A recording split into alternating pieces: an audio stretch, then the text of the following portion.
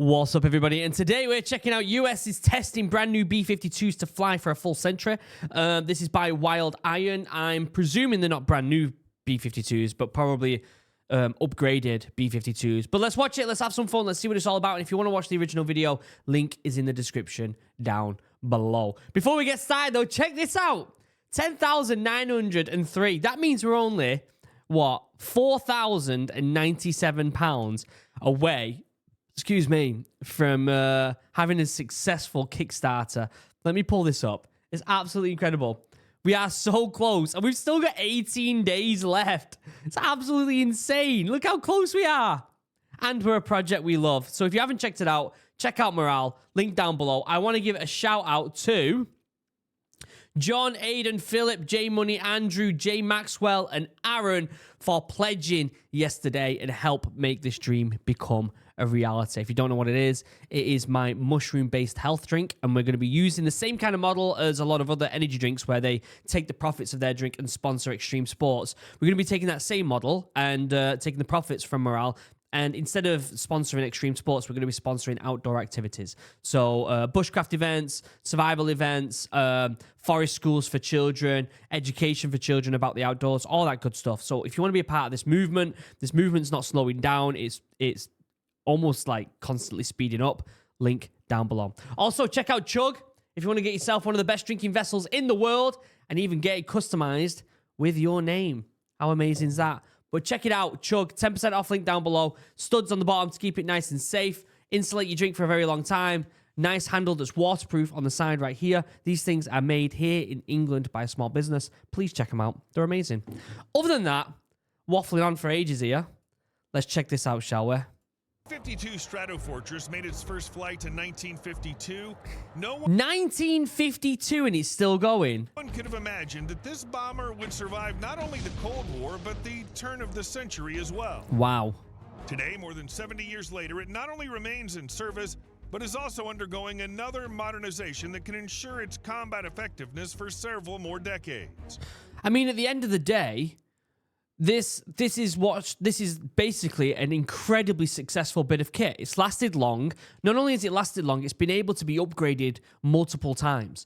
And that, if you know anything about military equipment, is one of the most important things, is that adaptability and upgrading and staying with the times.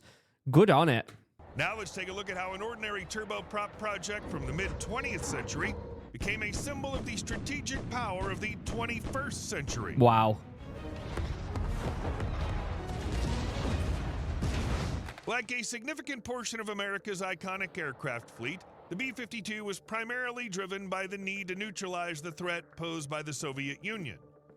The choice in favor of who would provide the U.S. Air Force with new nuclear bombers was obvious.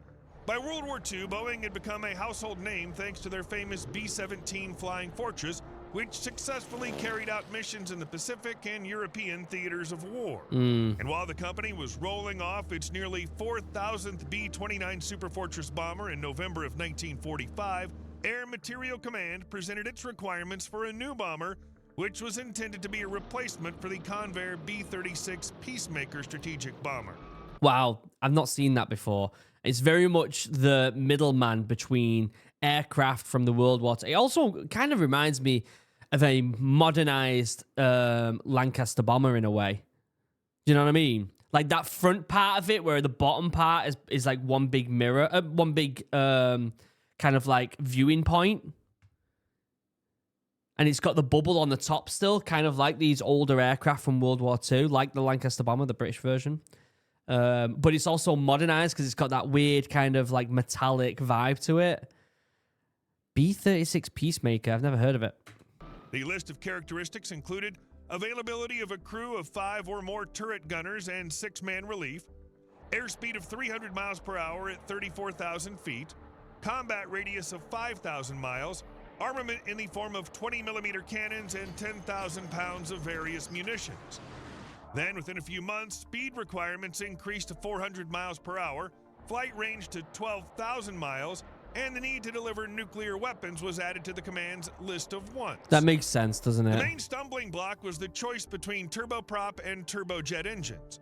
Military command was concerned about the high fuel consumption of the jet engines of the day, ordering Boeing to use one of the first B-52 prototypes, the 46440, which replaced Westinghouse J-40 turbojet engines with turboprops. On this basis, even the jet... Yeah, it's not often you see that anymore, is it? So it's almost as if it's like... Surely it's one of the last ones that's still using turboprops, if that's what you call it, propellers, basically. Is it one of these still, like... There's not many you see these days that are still using them. Maybe there's some like training aircraft and stuff, and obviously there's commercial stuff, right? The smaller aircraft that use them. But like military-wise, you don't see it often, do you? Generals argued with each other more than once. General Howard A. Craig, Deputy Chief of Staff for Material, was not enthusiastic about the B-52 jet, believing that these engines were not yet advanced enough to allow them to skip the turboprop intermediate stage. While Deputy Chief of Air Staff for Research and Development, General Curtis LeMay, in contrast, argued in favor of more powerful jet engines, insisting that range problems could be solved a little later simply by improving the aircraft's airframe. Well, obviously, all modern all modern aircraft use the jets now, don't they? Especially commercial ones. And I mean, is there any military ones that still use propellers? Is there? I'm trying to think. I've seen like training aircraft in the military that use them. But then again, I wasn't in the Air Force. I was in the Royal Marines, so it wasn't really my expertise. Obviously, the big ones, the big boys, some of them ones still use them to some extent. And demanded that the proposed tandem pilot seating arrangement in the style of the earlier Boeing B-47 Stratojet bomber be changed to a side-by-side arrangement to reduce pilot fatigue and improve morale during long flights. Improve morale. As a result of all these disputes and... Speaking of improving morale, make sure you go check out the Kickstarter. Nice little segue there. Cheers. What's this channel called? Wild Iron? Deep thinking request for the characteristics of the device. After all the edits, settled on a speed of 500 miles per hour and a flight range of 8,000 miles.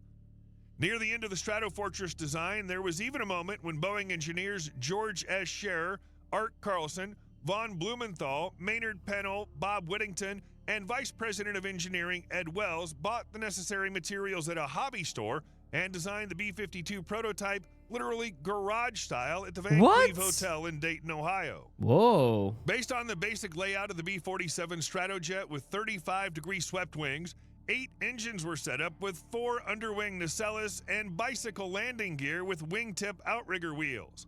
The result of the Dayton weekend was the ideal shape of a subsonic aircraft made of balsa wood and painted silver. The military was very pleased with the work of the engineers, and the B-52 went into print. That's really cool. The first Stratofortress took to the skies in April of 1952, 3 years after the USSR developed its first atomic weapon. In June of 1955, the bomber entered service with the 93rd Heavy Bombardment Wing at Castle Air Force Base, California. Wait, I'm trying to figure out now how many wars has the B-52 been at? Let's have a look. Let me Google it real quick. How many conflicts? How many conflicts has the B-52 been a part of? There's got to be quite a few, right? Let's have a look. The Vietnam War. Wow. The Gulf War. Kosovo War. The war in Afghanistan. The Iraq War. The war against ISIS, which is tomatoes. And then still ongoing. So that is 1, 2, 3, 4, 5. The war on ISIS is pretty much the war in Afghanistan, so I'm not gonna count that. 5 different military conflicts, major conflicts. That's insane, isn't it? That's absolutely insane. And by January 1957, 3 U.S. Air Force B-52s, flying at an average speed of 525 miles per hour, successfully carried out Operation Power Flight, setting a record for the first non-stop flight around the world on a jet engine in 45 hours, 19 minutes. This one, of course, was not the last. Over the next few years, the B-52 set other world records, such as the world record for 12,532 miles without refueling, flying from Kadena Air Base, Okinawa Prefecture, to Madrid, Japan, to Torrejon Air Base, Spain. Wow. Today, the only modification of the Stratofortress in U.S. service is the B-52H, which emerged as a derivative of the B-52G with the same basic airframe, but new Pratt & Whitney TF33P3 turbofan engines. Okay. These, despite initial reliability problems corrected by 1964 as part of the Hot Fan program, provided the bomber with significantly better performance and fuel economy than the Pratt & Whitney J57 turbojet. Okay. Thanks to the new engines, the B-52's top speed increased to 650 miles per hour. Cruise. It's got a massive wingspan, hasn't it? Like, it's got a massive wingspan. Is there any other aircraft? Like, what aircraft's got the biggest wingspan? Let me have a look.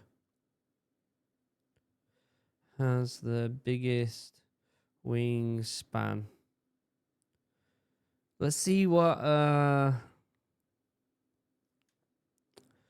the Stratolaunch ROC has a wingspan of 117 meters. Built for air launching rockets into orbit. Jesus. The H4 Hercules has a wingspan of 97.5 meters, which is a World War II era wooden seaplane designed by Howard Hughes. Jesus. The Antonov AN-225 has a wingspan of 88.4 meters. It's the world's largest operational cargo plane before being destroyed in 2022. The Airbus A3... What about... I want to know about strictly military, because it's got 747 in there. Let me have a look. I just want to know which is the biggest military plane. The B-36 Peacemaker with 70.1 meter, which was the one that was prior to this one. The YB-49 Experimental Flying Wing by Northrop, which is the predecessor to the B-2 Spirit, I'm pretty sure. That has a wingspan apparently of 52.4. The B-2 Spirit has a wingspan of 52.4. So... not that big. I mean, it's still pretty big, isn't it? The C5M Super Galaxy by Lockheed, a wingspan of 67.89, one of the largest transport aircraft. And then Antonov AN-124 Russian, 73.3 meters, largest military cargo aircraft still in service. Interesting. So a Russian aircraft is still the biggest one. I don't know. Maybe it's just because of the girth of the central part of this aircraft looking quite small. The wings just look so, like, big, don't they? Speed increased to 509 miles per hour, and its range without refueling was now about 8,800 miles.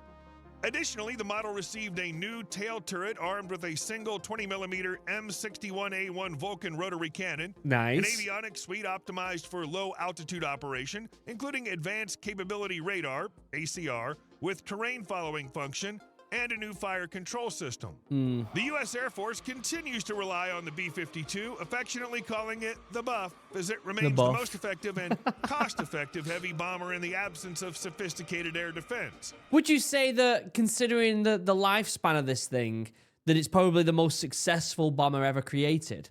I mean, you can say that credential-wise, that maybe like the Lancaster bomber or some of these older ones from World War II, you could probably say that they have a better military record. But when it comes to successful military equipment and probably price, considering how long it's lasted, it might be one of the best. Especially when it comes to post-Cold War U.S. missions against countries with limited defensive capabilities. These bomb carriers have not only been integral to the success of ground operations like Iraqi Freedom, but also have the highest mission readiness rate of the three types of heavy bomber operated by the U.S. Air Force during the 2000 to 2001 period. The no less legendary Rockwell B-1 Lancer had an average readiness rate of 53.7%, and the new fashion Northrop B-2 Spirit stealth bombers had an average readiness rate of 30.3% versus an impressive 80.5% for the Stratofortress. Jeez. But even legends need updates. That's why in April of 2020, the U.S. Air Force issued a request for proposals for 608 commercial engines, launching the Commercial Engine Re-Engineering Program, CERP, under which General Electric offered its CF3410 and Passport turbofan engines.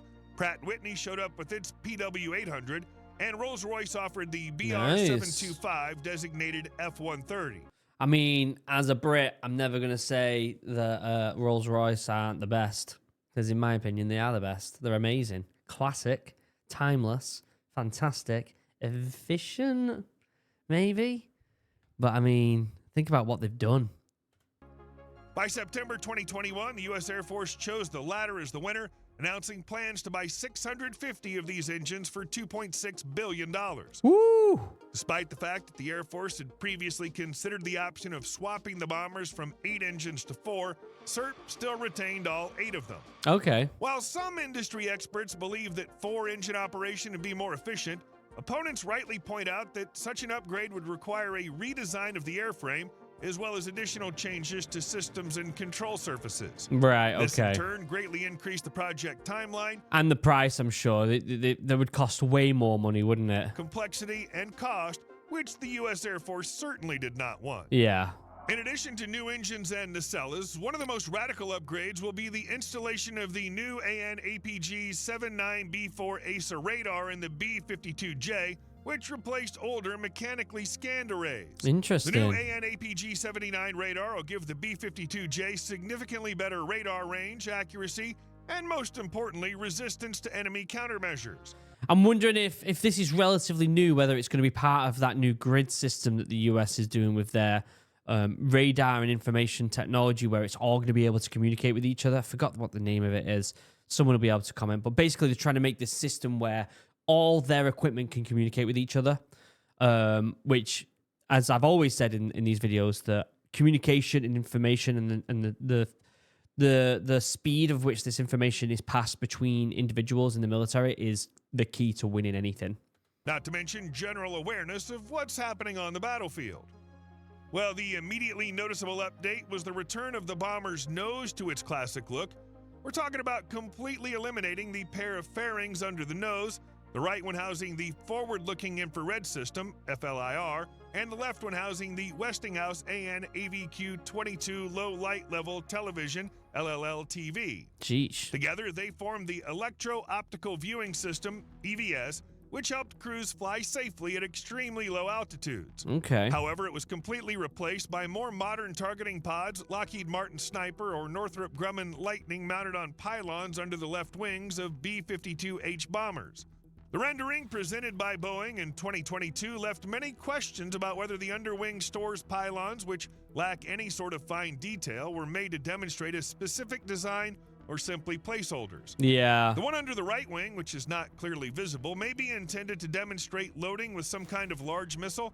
For example, the AGM-183A air-launched... My presumption is that is just a placeholder, isn't it? Because this is a render at the end of the day. Like, just like anything with stuff like that, it's not 100% final. And they're not going to show off what it can be capable of too soon, I'm sure. Rapid response weapon, Arrow, hypersonic missile, if this project had not been cut in FY 2025. It's pity because in March of 2024, the testing of the AGM-183A Arrow from a B-52H near Guam was done successfully.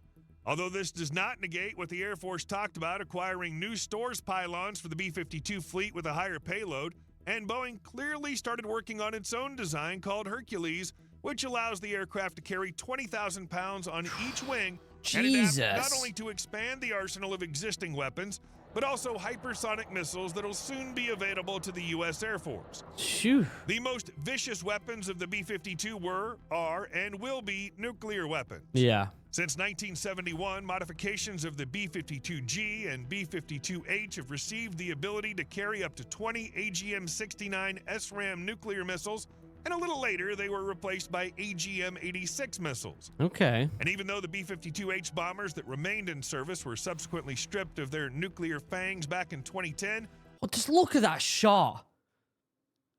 The wingspan on that looks massive, doesn't it? It looks like they're drooping. And I'm sure they actually are for like a technical reason, like some sort of mechanical reason. It looks insane, doesn't it? It looks like it shouldn't even be able to hold them wings. Like, how is it even able to hold that without them just breaking? That's insane engineering, isn't it? What an absolute incredible feat of engineering that is. Like, seriously. Voices from U.S. Congress about returning these celestial giants to nuclear status have been heard more often recently.